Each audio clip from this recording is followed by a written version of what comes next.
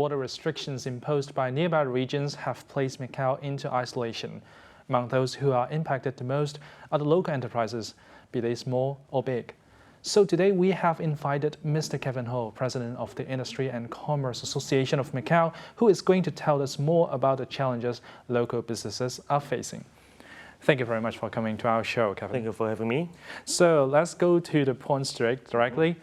How bad the situation is? How is it compared to the 2008 financial crisis? Well, it is bad, but it's not dying, but it's close to. When we face any situation, we like to do comparisons. So people will compare it to the financial crisis in 2008, 2009, or compared to the SARS back in 2003 and 4. The difference is the cost to survive nowadays is much, much higher than back then, 10 years ago, 15 years ago. We will see, let's say, financial crisis. It is down to less economic activities, less people spending, and people are into different enterprises are into crisis. But we don't see the scale as big as today, as this situation. People are simply not spending. People are simply not coming. I can still remember back in 2008, we have a big drop in tourist numbers. People spend much less, but we still have people coming. When you walk on the streets, we still see tourists. Now, basically, because of the different measures the government imposed, there are basically zero tourists. Yeah. Not even Hong Kong, which is our closest ally. Sure, yeah. So now it's back to the 65,000 people that remains in Macau, our own local people spending. Yeah. And because of the uncertainty, especially when we don't know when this pandemic is going to quiet down, people's confidence is dropping, so they tend to save a bit more. And because of different health measures that the government asks you to stay home, so most of us do. We do much less people gathering. We don't go out as much to dinners and to gatherings. So the whole economic activity is almost close to zero.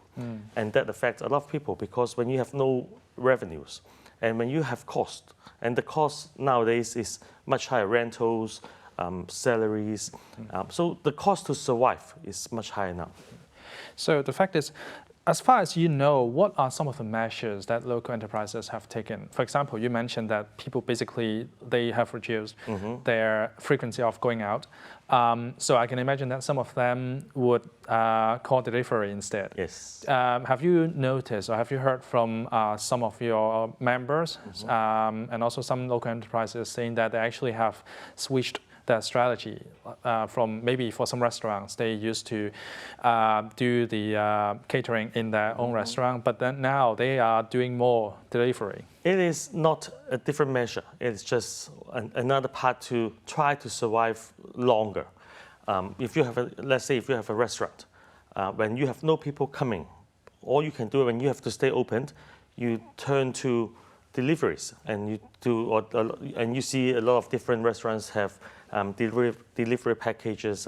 They do specials on delivery because that is the only way that they can still have that minimal income to survive.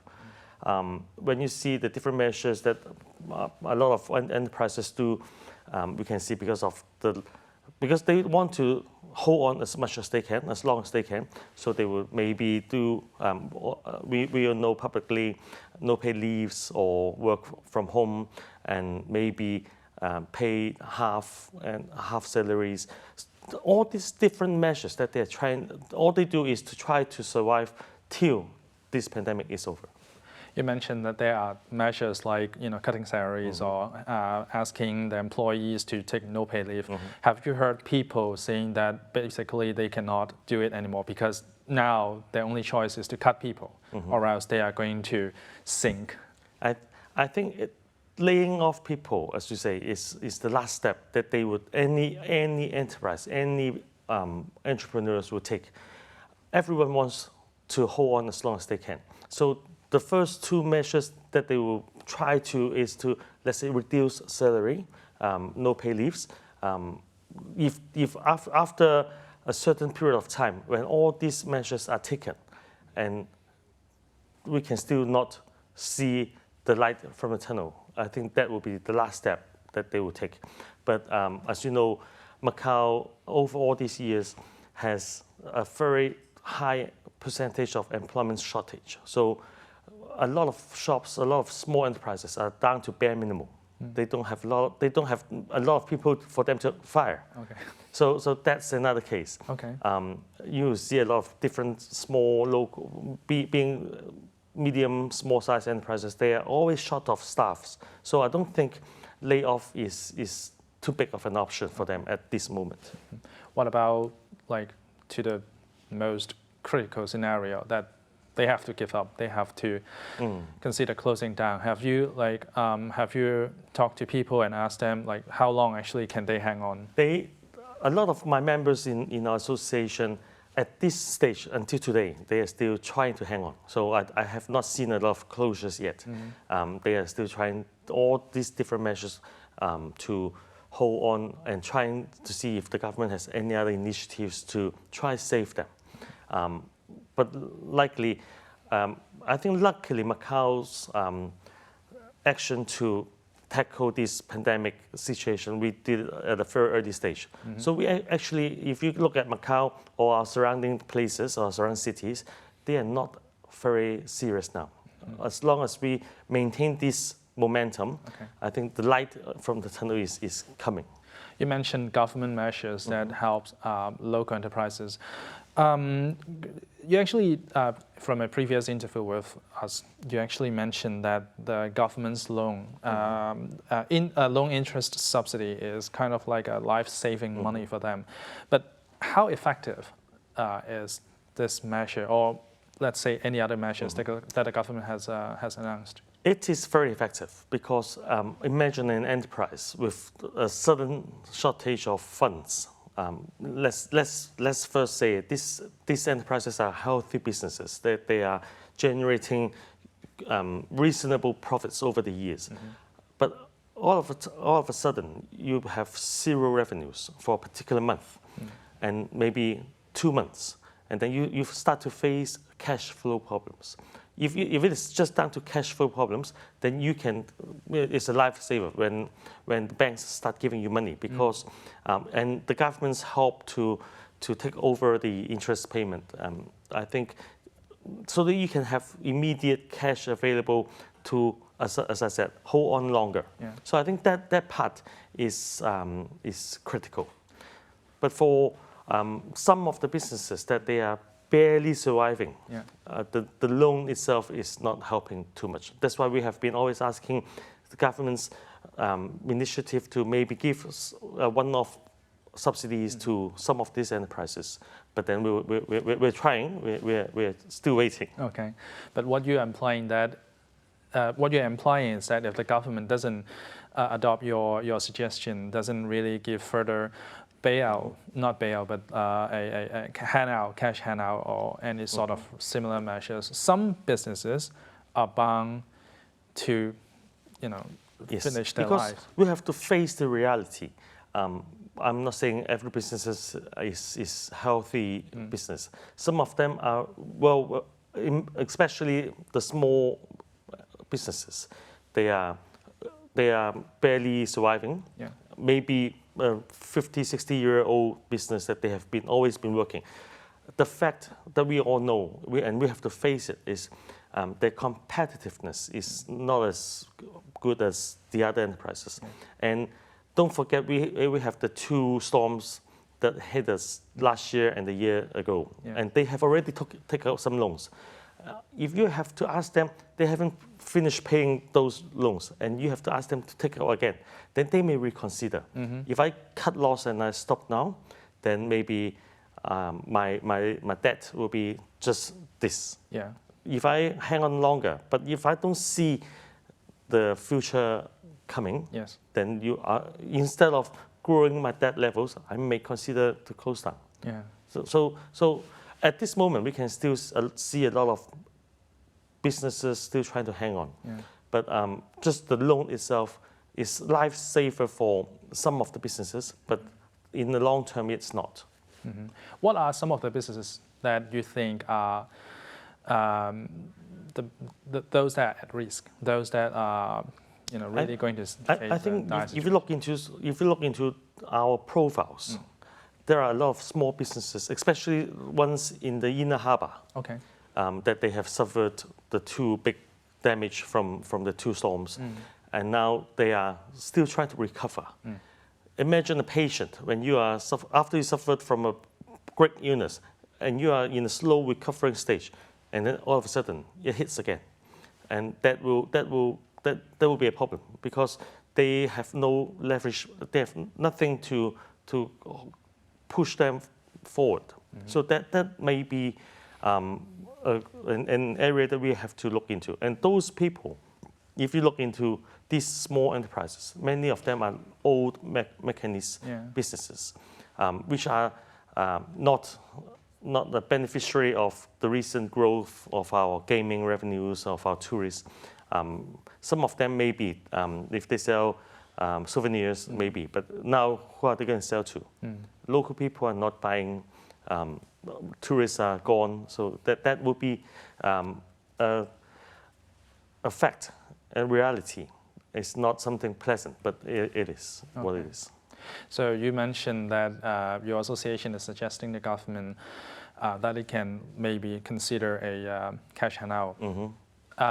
Are there other measures that your association thinks would be effective as well? Over the last few years, we have always asked the government, when they ask for our ideas and comments, we have always raised the concept of what they are now doing, these coupons. Everybody now has $3,000 to spend. This is good because especially how the Macau government is doing this round, that they, through Macau Pass, that they can only use it in Macau. I think the 2.2 billion that the government gave out now to every citizen is going to help a lot with the enterprises, the local business people. Imagine 2.2 billion, what the effect will be if you come to my shop to spend, then I'll go and spend on other shops. So hopefully the viral effect will be more than that. And that will create a short-term boost to all these different industries. But what about long term? I mean, this pandemic will definitely have a serious long-term effect to our economy. What about the long-term measures that the government should adopt in order to help us? I think, first of all, to increase our competitiveness is a key. Hopefully all our local businesses learned the hard way, and they will start to think of more different ideas, think of more tools to make their business more competitive. So in a way, it's a learning process. The government's spending coupon that will last 3 months. Hopefully, let's see how it goes. Maybe a second round on a different amount, big or small, we'll see. It depends on how the viral effect can generate. But if I look into 3 months down the road, 6 months down the road, hopefully the pandemic will be gone, if not totally, and people start coming back in, and then economic activity starts to grow again, and we'll just have to survive and keep growing. Okay. So when we are discussing these types of measures that the government are providing for local businesses, there are actually some residents who would suggest that, instead of offering local businesses some subsidies, why doesn't the government simply give us the residents money, like more handouts, 20,000, 30,000, I don't know. What is your take on that? Firstly, of course, I don't mind being a citizen of Macau. If you give me more, then I'll be glad to have. But don't forget, the local private businesses are also Macau people, are also our local citizens. By helping them, it's also helping us. Imagine economic activities is generated by all these small businesses. If everybody gets maybe 20,000 more, and all these businesses are gone, then you lost the momentum of generating business activities in all industries. So there are two takes on it. Of course, we don't mind getting a bit more cash if the government allows, But saving these private businesses is saving Macau's economy. Do you think the government is actually taking its leadership role pretty well this time by just giving Macau and its residents what it needs instead of what it wants? I think what the government has done so far, well, as you can see from the popularity of the new government, I think they are well received. People in Macau is generally thanking the government for its measures, especially sharp measures at the very early stage.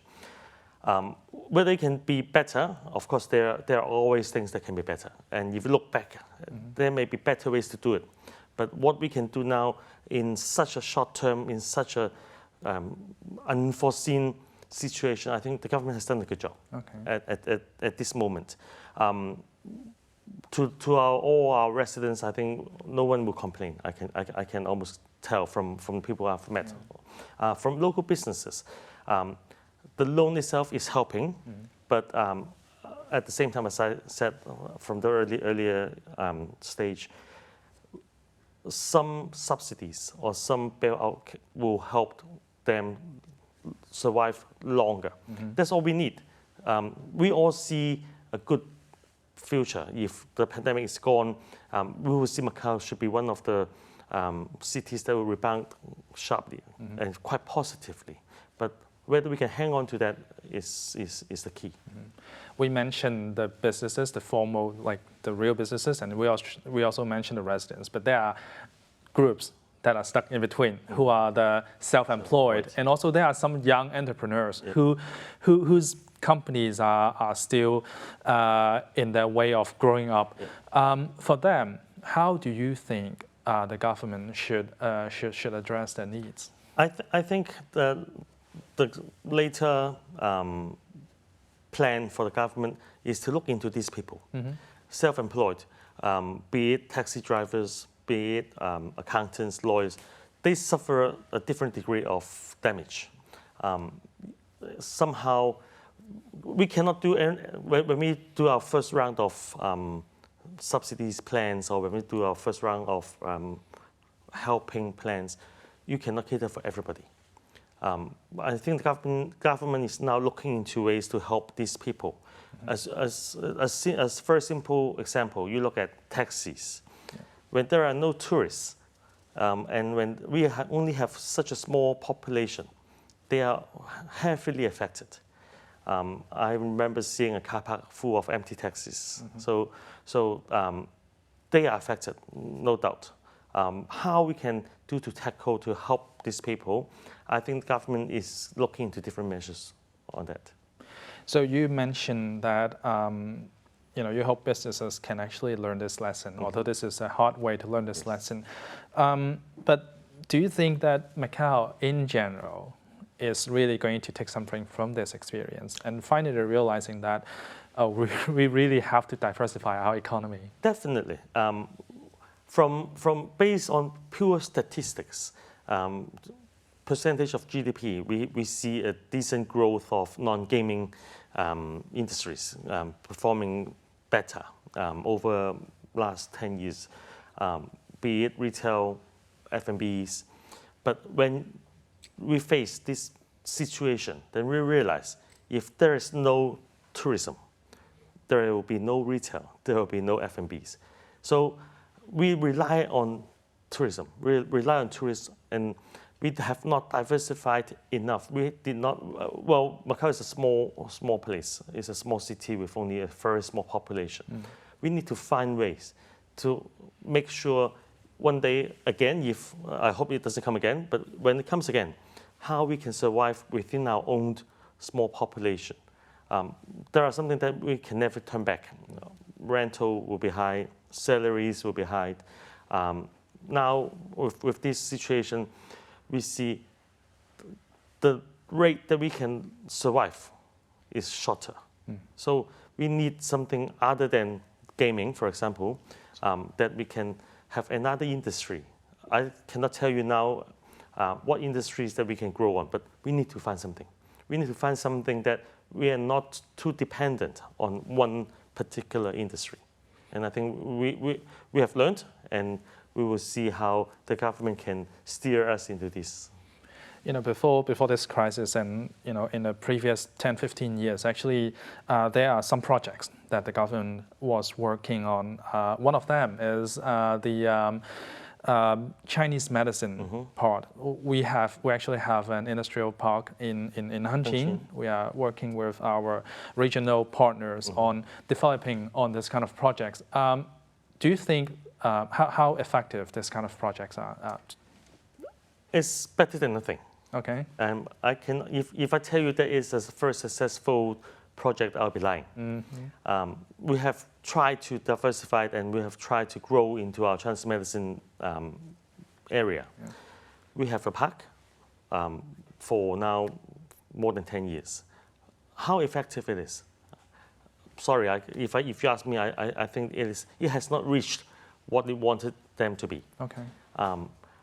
Part of it, it's not only Hanqing's fault, it's not Macau's fault. It's overall how we position ourselves in this park and what do we want to achieve from having this park. I think over the last 10 years, we're still trying, we're still looking into ways and objectives of how we can make good use of this. Sadly, we have not come to any positive results yet. But I think at the end of the day, if we can use our good angle that Macau being a special administrative region, inside this park, if everything that we can produce inside the park is a made in Macau product or made in China product, if we can convince the central government to allow us to better use of the park itself. Imagine if you have a product that is produced from the park, then you can either call it made in Macau, or you can either call it made in China, and you can sell to our biggest market, which is China, mainland, or you can sell to our other, let's say, Portuguese-speaking countries. Then it's different. Now we face into, when we produce inside, then it will be called made in China, and then you lost the other market. Yeah. And if you have something that is not, we're not competitive because there are a lot of Chinese medicine park in China. So how can we differentiate ourselves with all these other competitors? If we can find a way that we can be unique enough, but also adapting to the different markets, then we'll find a way. You mentioned made in Macau. Actually, that's one thing that I really want to ask your opinion on, which is, what do you think of the reindustrialization of Macau? Basically, Macau, well, we still have our industrial sector, but it is really insignificant when it compares to the gaming sector. Yeah. Is reindustrialization a way out for Macau? Well, if you broadly say reindustrialization, I'll tell you it's hard. Macau, with the current, well, we don't have a lot of laborers, we don't have a lot of land. To be an industrial town is very hard. But imagine, I've always stressed it, and it's my own personal opinion, which of course I've mentioned a few times. Our biggest industry is gaming. Even though we want to tell people that we are not, but we are. Our GDP relied on gaming. But look into all these different casinos. All the gaming products are made outside. Yeah. If we can shift and make our own gaming products in Macau, be it just cards, slot machines, then we can have another way to export. Firstly, we can export to others, and we can use it ourselves. And we have a new industry, because when you have to start any factories, when you have to start any products, the key is you need to have customers. Yes. We have our customers already. Yes. So we have our own customers that we can immediately buy our products.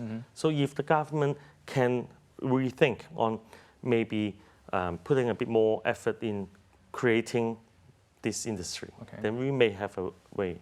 But have you heard from anyone from the government who hinted or in any way, suggested that this can be a way, like, well, the gaming? I'm sure the government has looked into it. well, if you look into the past few years, we have asked all these different gaming operators to support Macau local businesses to purchase from Macau, which they did. They maybe some of these cleaning products, some food, some F&Bs, and some other different maybe renovations that they are forced to use Macau because they have to support the local businesses. And imagine if you have your own gaming machines, they are bound to buy it because you have to support local. Whether or not we can create this is the effort that local business people have to think, and the government has to give initiatives. As I can see, if you have a product that there's a market already readily available, then you should go into it. People mentioned technology, this anti-different crimes tactic. I think this all can be adapted. So imagine one day, I always use this example. If Macau one day becomes Huawei, one day if, let's say America, Australia, and Japan, which they are, of course, we're seen as an ally, stopped selling products to Macau. What can we play? The cards are from mostly, the ones that are Macau casinos are using are mostly from Japan and America. Slot machines are mostly from Australia, America. So if they stop selling to us, what can we play with? And our industry and our biggest gaming industry, one night they will be zero. The last thing that I would like to ask is about the Portuguese-speaking country, that community that you mentioned. How Macau can actually make use of our role as the platform between China and Portuguese-speaking countries? Are we actually making good use of this role so far? We have used, but we have been a platform for Portuguese-speaking countries to enter China via Macau, or vice versa. But imagine these days, let's say big Portuguese-speaking countries, Brazil, Mozambique, Angola, they deal directly with China. They do not have to come to Macau. Maybe some products, they will come via Macau to go into the Chinese market, or China. Imagine Angola with all these different infrastructures. They are all built by Chinese enterprises. Have they come to Macau and go? No. Now we have been a platform for private businesses because they have no knowledge of these foreign countries. So they will try to come to Macau first, but we have to advertise more to let people know that we have this service. Imagine a small enterprise that sells motorbikes from Guangzhou. If you ask them to sell to Angola, there's a big market. But if you ask them to go directly, they fear. They don't know the market, they don't know the practices. But if you come to Macau first, we have these well set up offices that they can help them to liaise with the different parties. I think that is what we should advertise more. So we are lacking advertisement, basically. I think we have not. We use our. Everybody knows Macau as a platform for these Portuguese-speaking countries, but we have not put them into real practice. So they don't actually know how it works. Yes, we have ministers meeting every few years. That's high level.